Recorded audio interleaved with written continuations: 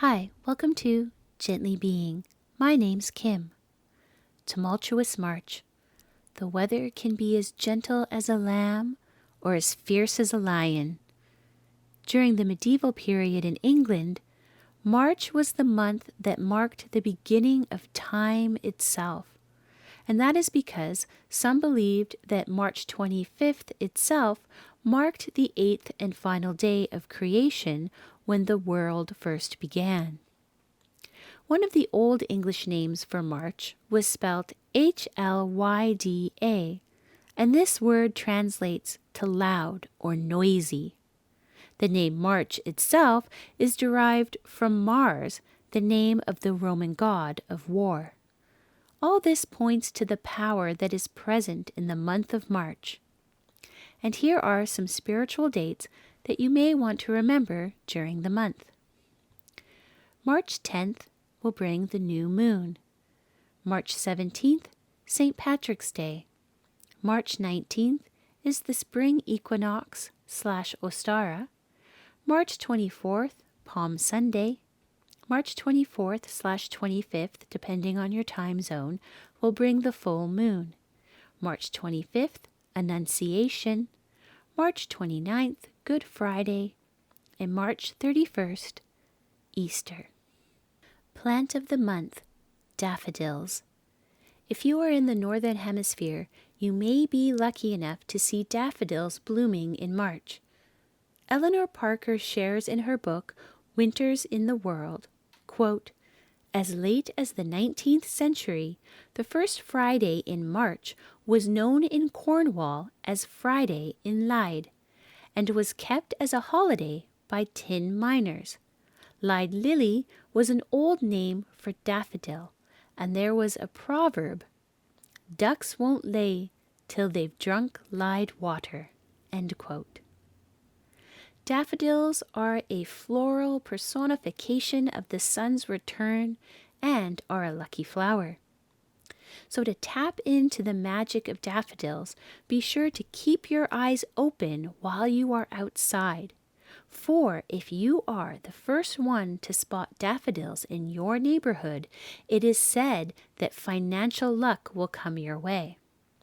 Daffodils also favor the observant by bestowing luck on those who are careful to notice them and not step on them. All around, March is an auspicious time for being aware of the world that is transforming around you. Springtide rituals and DIYs. I like to think of spring as more of a spring tide, so I like to spread out the preparations and slowly welcome in spring as it slowly starts to unveil itself where I live. Depending on where you live, spring may already have a lot of blooms around you, as opposed to where I am, where there's still that struggle between winter and spring, and the ground is some days thawed and other days it's frosted over again.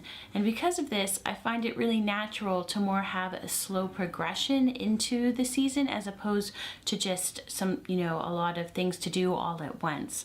So depending on where you live, you may want to alter some of these ideas or come up with your own that really speak to the spring season. So just a quick little story break. In Gaelic and Celtic folklore, there is the hag goddess, the Cailleach, who is associated with winter, and she brings in winter with her staff, and she sort of reigns over winter over the land during the months of winter. And in some traditions, the Cailleach and the spring goddess bride are the same figure, and there is a transformation that happens within the one being. But in other traditions, they are separate beings, and the Cailleach is trying to maintain her reign of winter over the land, as bride is trying to usher in new growth in that time of spring. Where I live, there really is often a bit of a struggle between the two seasons during the month of March, and sometimes even April. Even as I speak, there's a bit of a windstorm going on outside.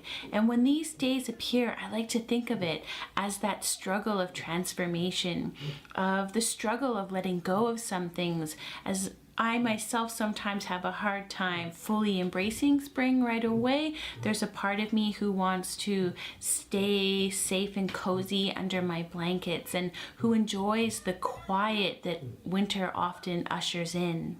So one thing you may want to take notice of is the days that you're feeling more like the colic who wants to hold on a bit to the season that's transitioning, and the other days where you do feel more like the goddess bride that's bringing in the new season. I just really find that I like to have these figures in my mind during this time when the weather can be so unstable. So a lot of times we associate the spring equinox and Ostara with spring cleaning, and while that can be in the very practical sense, we want to sweep out some of the dirt that's coming in, because with the change of the season there's often a lot of dirt and dust that's gathering, and we may have time to switch over our wardrobe slightly. I like to first start with really focusing more in on a cleansing of the energy that's in your space, especially maybe in your sacred space. You can do this with incense. You can do this even just with prayers or thoughts, dusting away, as I said. And I really like myself to use sound, so I'll take out my koshi chimes that I have, but you can even just use a simple bell or even sing over it, because that can cleanse the energy too. And just play some beautiful sounds to clear out some of the stagnant energy that may have gathered. I then also like to take the moon water that I made in February and just sprinkle some of it on the space, on my altar space, or just spaces around my office or in my home. Another thing you may want to do is prepare a spring music playlist for yourself. This is a really good thing to do before you hit the spring equinox or star, whichever you choose to more celebrate. And I myself have just started to make one, and it just has a bit more of a lighter breezer feel to it. This is another playlist that maybe you want to use to help cleanse out your space with sound. I like to embrace slowly changing some of the decor in my apartment/office space.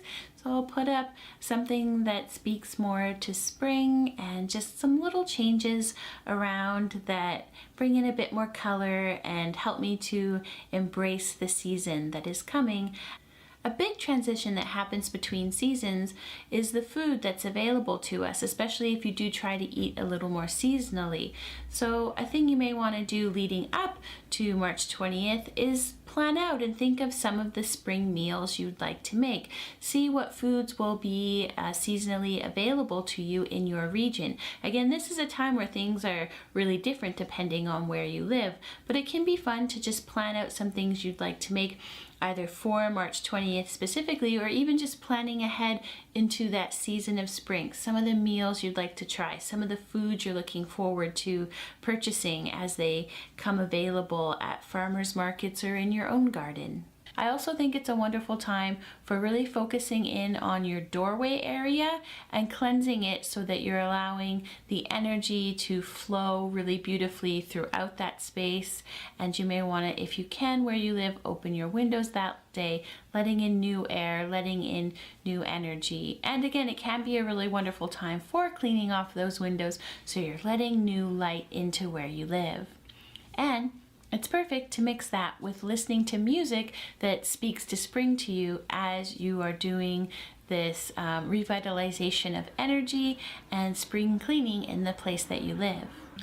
This is a wonderful time for focusing in on new beginnings and plant life. So one thing you may want to do is go around and check in on all the plants that you may have in your apartment. See how they're doing.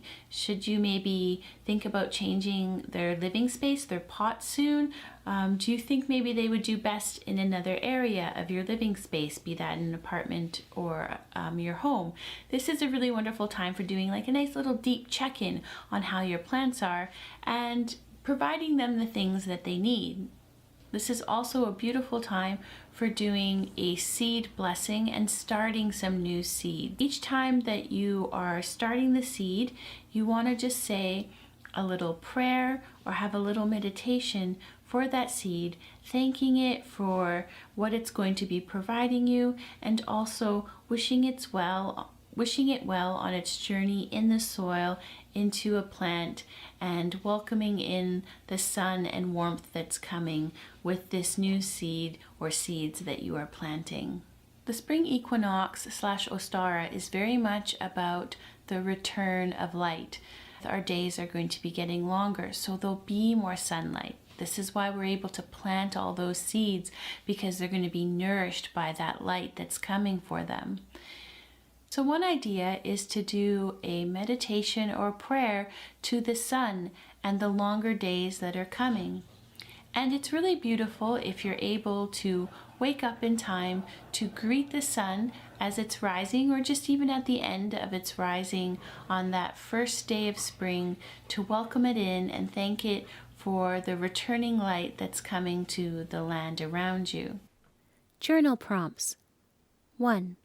Where are you seeing signs of rebirth in your neighborhood or in yourself?